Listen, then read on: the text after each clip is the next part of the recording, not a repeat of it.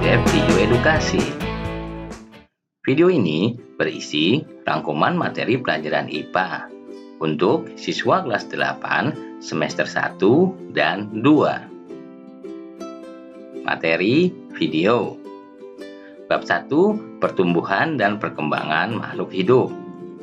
Bab 2, berbagai sistem organ pada manusia. Bab 3, berbagai sistem dalam kehidupan tumbuhan. Bab 4, partikel materi. Bab 5, bahan kimia dalam kehidupan. Bab 6, gaya. Bab 7, energi dan usaha. Bab 8, tekanan. Bab 9, getaran dan gelombang. Bab 10, optika. Namun sebelum mulai, jangan lupa untuk klik like, subscribe, dan tekan loncengnya agar kalian mendapatkan pemberitahuan jika ada video terbaru dari kami. Bab 1, pertumbuhan dan perkembangan makhluk hidup. Semua makhluk hidup mengalami pertumbuhan dan perkembangan. Pertumbuhan adalah bertambahnya ukuran tubuh yang bersifat irreversibel. Sedangkan perkembangan adalah proses menuju kedewasaan atau kesempurnaan. Pertumbuhan dan perkembangan dipengaruhi oleh faktor internal dan eksternal. Faktor internal berupa gen dan hormon. Sedangkan faktor eksternal dapat berupa nutrisi, suhu, cahaya, tanah, air, dan kelembapan. Pertumbuhan pada tumbuhan terjadi karena aktivitas pembelahan sel di daerah meristem. Tumbuhan dapat mengalami pertumbuhan primer dan sekunder. Perkembangan pada tingkat seluler, misalnya diferensiasi sel hasil pembelahan membentuk jaringan. Perkembangan tingkat organ ditandai dengan terbentuknya organ vegetatif, yaitu bunga, buah, dan biji. Pertumbuhan pada tumbuhan dapat berlangsung hampir seumur hidupnya. Pertumbuhan dan perkembangan pada hewan dapat dibedakan antara perkembangan fase embrionik dan fase pasca embrionik. Fase embrionik dimulai ketika terbentuk zigot hingga menjadi embrio. Fase pasca embrionik terjadi sejak hewan lahir atau menetas hingga menjadi dewasa. Pertumbuhan pada hewan hanya berlangsung sampai dengan usia tertentu. Beberapa jenis hewan dalam pertumbuhan dan perkembangannya mengalami metamorfosis dan metagenesis.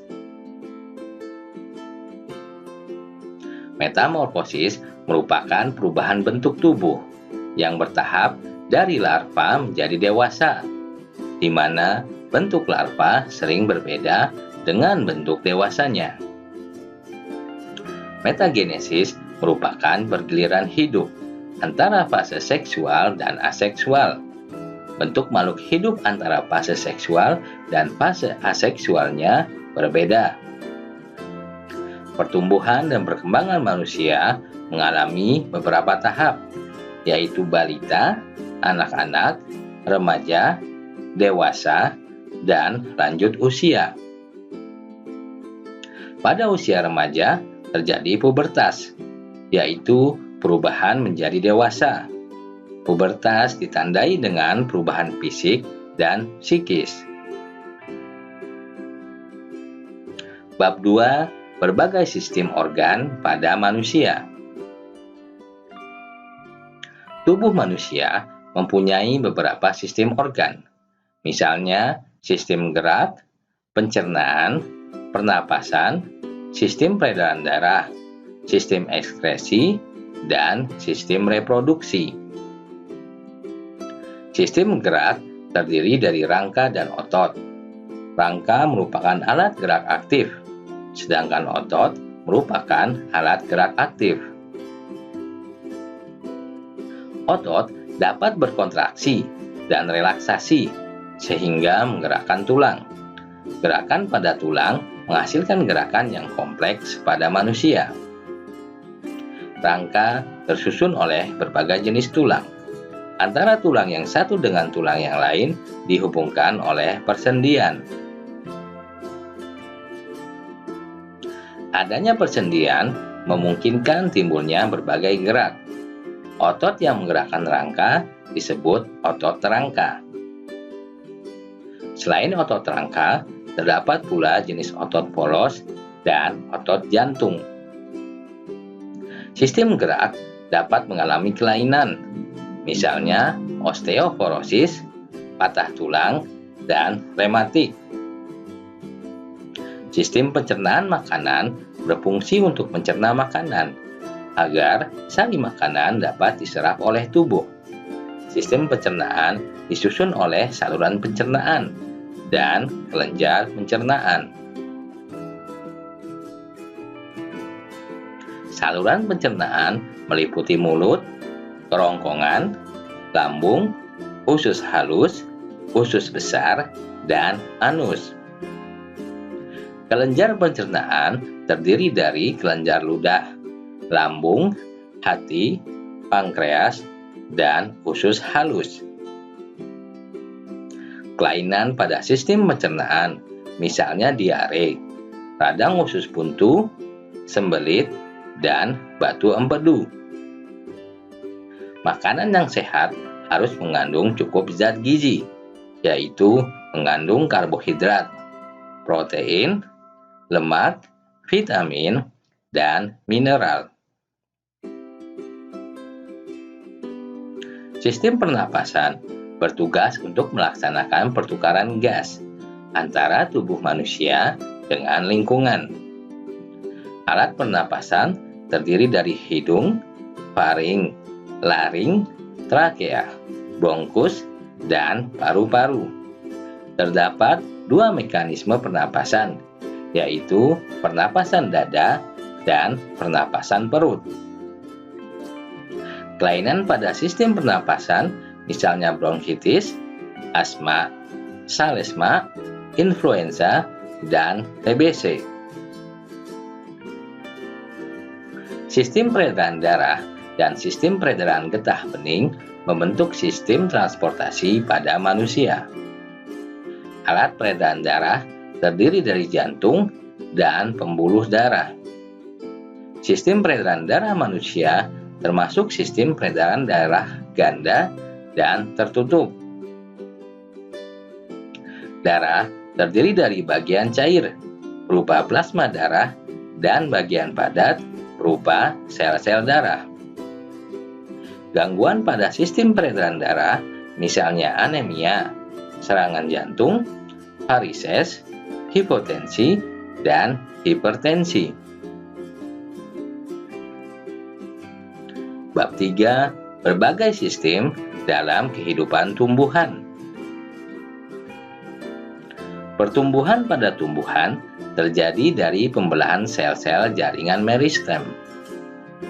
Sel-sel hasil pembelahan mengalami diferensiasi, membentuk berbagai jaringan, yaitu jaringan parenkim, epidermis, parenkim, volenkim, sklerenkim, xilem, dan floem. Organ utama tumbuhan terdiri dari akar, batang, dan daun.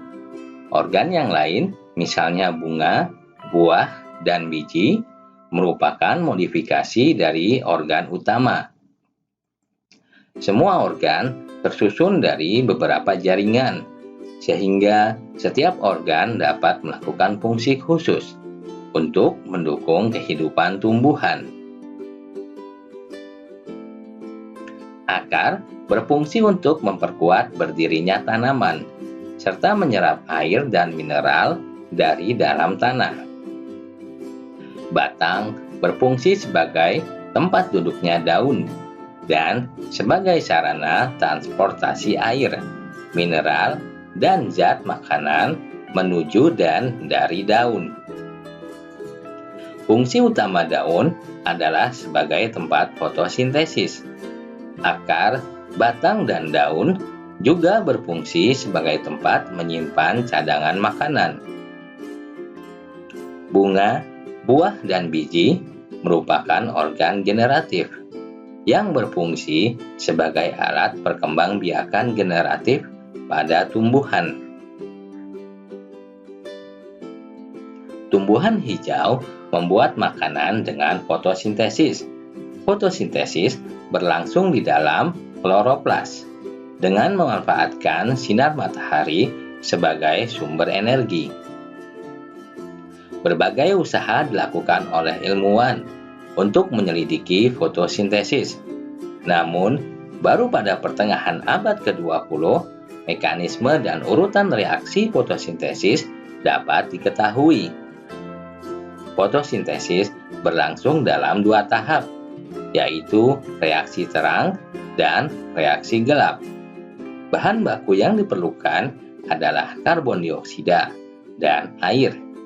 Hasilnya adalah karbohidrat dan oksigen. Karbohidrat digunakan sebagai pembentuk bagian-bagian tumbuhan, sebagai sumber energi, dan disimpan sebagai cadangan makanan. Tumbuhan dapat melakukan gerak sebagai tanggapan terhadap rangsangan, baik rangsangan internal maupun dari lingkungan luar. Gerak tumbuhan dapat dibedakan menjadi gerak endonom, esionom, dan gerak higroskopis, dan gerak higroskopis. Gerak esionom terdiri dari gerak tropisme, gerak taktis, dan gerak nasti.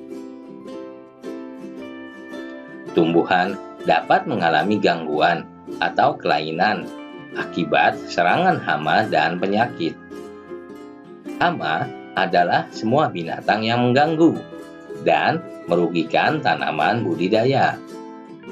Hama dapat berupa mamalia, bangsa burung, serangga, dan hewan lunak. Penyakit merupakan perubahan atau gangguan pada organ-organ tumbuhan, disebabkan oleh serangan jamur, bakteri, virus, atau kekurangan unsur hara. Beberapa jenis hama dan penyakit dapat ditanggulangi dengan memberikan pestisida. Bab 4. Partikel materi. Teori atom terus berkembang. Pencetus teori atom antara lain Democritus, Empedocles, Dalton, Thomson, Rutherford, dan Bohr.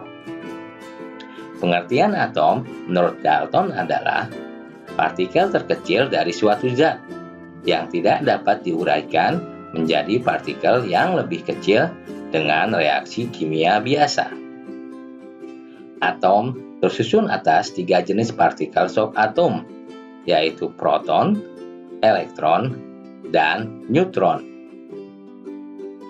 Sebuah atom X dengan nomor atom Z dan nomor massa A dituliskan seperti berikut. Ion merupakan atom yang bermuatan. Ion dibedakan menjadi ion positif dan ion negatif. Molekul dinyatakan dengan rumus kimia yang menunjukkan jenis dan jumlah atom penyusun molekul. Molekul dibedakan atas molekul unsur dan molekul senyawa. Molekul unsur tersusun satu jenis atom, sedangkan molekul senyawa tersusun lebih dari satu jenis atom. Bab 5. Bahan kimia dalam kehidupan. Bahan kimia dapat kita temukan dalam kehidupan sehari-hari, antara lain dalam rumah tangga, industri, pertanian, kesehatan, makanan, serta adiktif dan psikotropika. Bahan kimia rumah tangga dibagi dalam kelompok pembersih, pemutih, pewangi, dan pembasmi serangga. Bahan kimia juga ditemukan dalam berbagai industri, misal industri semen, cat, dan asam sulfat. Bahan kimia juga digunakan dalam bidang pertanian, antara lain dalam pupuk dan pestisida. Terdapat beberapa jenis pupuk, antara lain pupuk nitrogen, fosfor, kalsium, dan kalium. Berdasarkan target sasarannya, maka pestisida dibedakan atas insektisida, fungisida, herbisida, akarisida, rodentisida, dan nematisida. Bahan kimia di bidang kesehatan antara lain dalam obat-obatan dan zat radioaktif.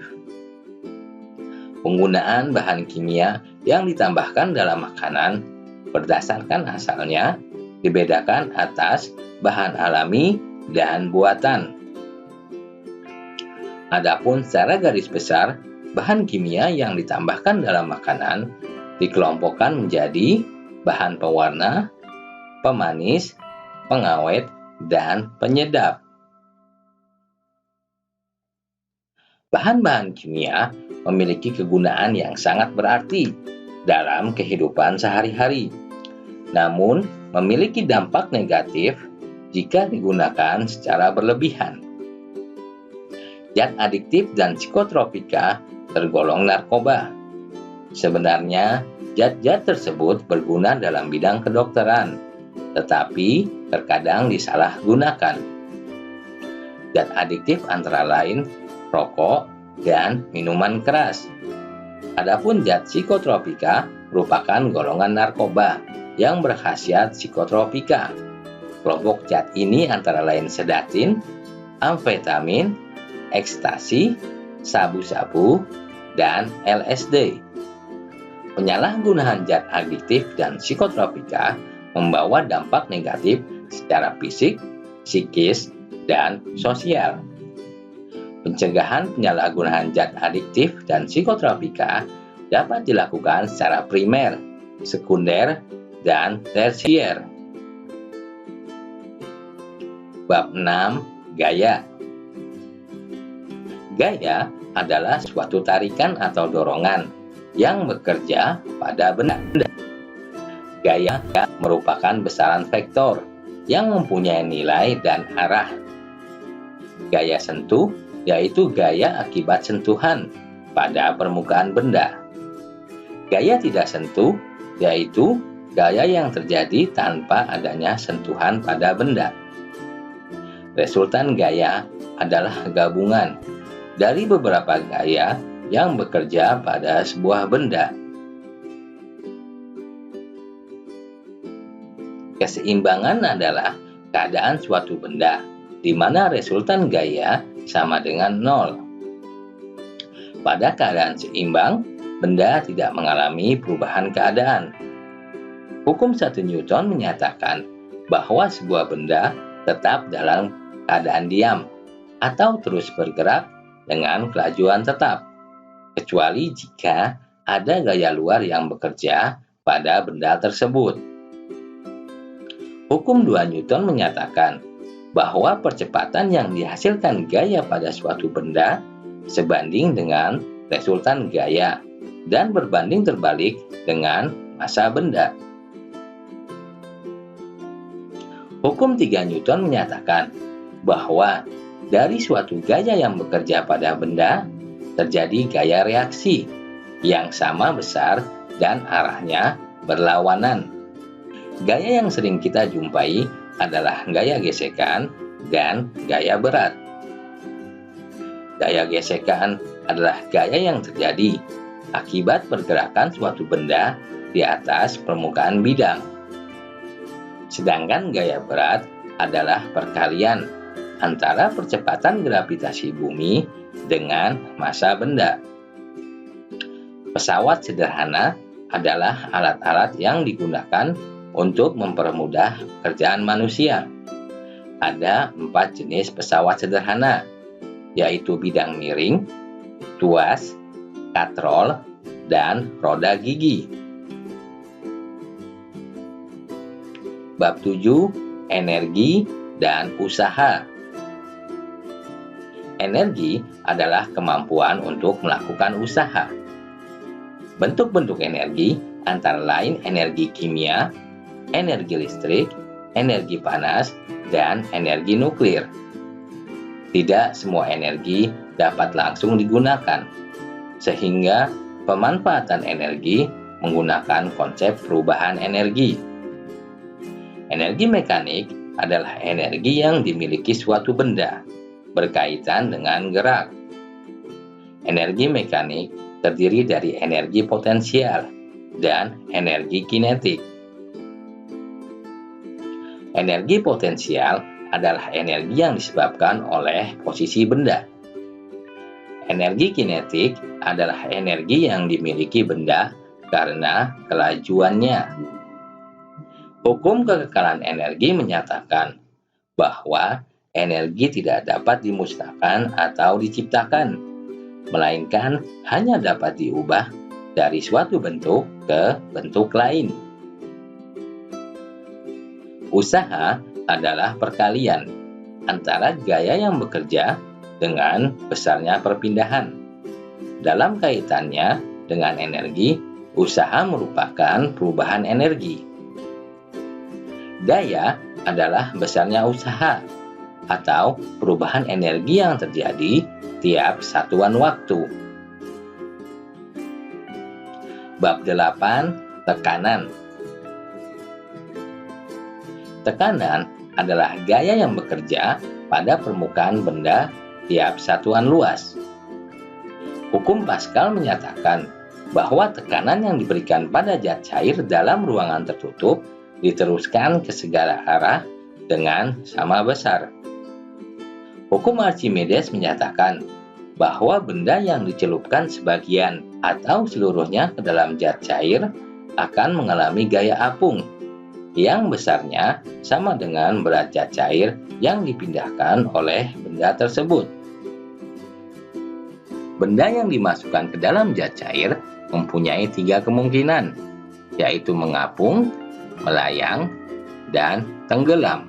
Tekanan udara disebut juga tekanan atmosfer, dipengaruhi oleh partikel-partikel udara di suatu daerah. Tekanan udara yang terbesar mengakibatkan terjadinya angin.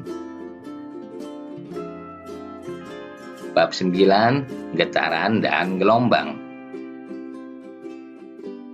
Getaran adalah gerak bolak-balik di sekitar titik kesetimbangan. Besaran-besaran dalam getaran adalah amplitudo, periode, dan frekuensi. Amplitude yaitu simpangan getaran yang paling besar. Periode yaitu waktu untuk melakukan satu getaran. Frekuensi yaitu banyaknya getaran tiap 1 detik. Gelombang adalah getaran yang merambat melalui suatu medium. Berdasarkan medium perambatannya, dibedakan 2 macam gelombang. Gelombang mekanik yaitu gelombang yang memerlukan alat perambatan, dan gelombang elektromagnetik yaitu gelombang yang dapat merambat tanpa medium perantara. Berdasarkan arah rambat dan getarannya, gelombang dibedakan menjadi 2 macam. Gelombang transversal, yaitu gelombang yang arah rambatan dan arah getarannya saling tegak lurus. Gelombang longitudinal, yaitu gelombang yang arah rambatannya searah dengan arah getarannya. Hubungan antara cepat rambat, panjang, dan periode gelombang dituliskan dalam persamaan sebagai berikut. Gelombang bunyi bergerak ke segala arah dalam ruangan. Dalam perambatannya, gelombang bunyi selalu memerlukan medium. Cepat rambat gelombang bunyi tergantung medium perantaranya. Berdasarkan frekuensinya, bunyi dibedakan menjadi 3 macam, yaitu infrasonik, audiosonik, dan ultrasonik. Infrasonik yaitu bunyi dengan frekuensi di bawah 20 Hz.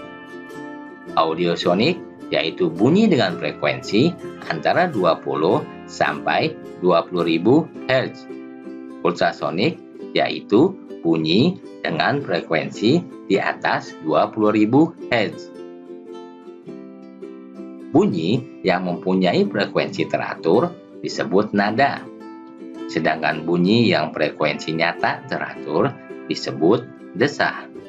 Resonansi adalah peristiwa ikut bergetarnya benda lain yang berfrekuensi sama dengan sebuah benda yang bergetar. Bunyi pantul dapat dibedakan menjadi gaung dan gema. Gaung adalah bunyi pantul yang langsung mengikuti bunyi asli. Sedangkan gema adalah bunyi pantul yang terdengar setelah bunyi asli. Bab 10. Optika. Setiap benda yang memancarkan cahaya disebut sumber cahaya, dan setiap benda yang tidak dapat memancarkan cahaya disebut benda gelap. Cahaya dapat dianggap sebagai partikel dan sebagai gelombang. Sebagai gelombang, cahaya mempunyai sifat dapat dipantulkan dan dapat dibiaskan. Hukum pemantulan cahaya adalah sebagai berikut.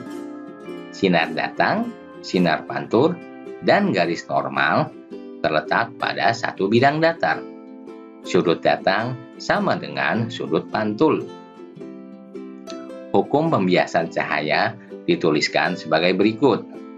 Sinar datang, sinar bias, dan garis normal terletak pada satu bidang datar, dan ketiganya berpotongan di satu titik. Sinar datang dari medium kurang rapat menuju medium lebih rapat dibiaskan mendekati garis normal. Sebaliknya, sinar datang dari medium lebih rapat menuju medium kurang rapat dibiaskan menjauhi garis normal. Sinar datang tegak lurus bidang batas diteruskan atau tidak mengalami pembiasan. Alat optik adalah alat yang cara kerjanya memanfaatkan peristiwa pembiasan dan pemantulan cahaya. Mata termasuk alat optik karena di dalamnya terdapat lensa mata yang digunakan untuk menerima cahaya yang dipantulkan oleh benda-benda yang kita lihat. Alat-alat optik lain yang menggunakan prinsip peristiwa pemantulan dan pembiasan cahaya oleh cermin dan lensa antara lain kamera, loop, mikroskop, teleskop, dan periskop.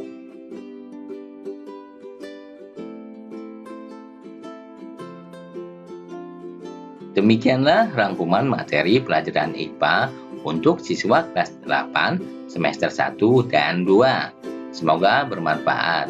Sampai jumpa di video lainnya.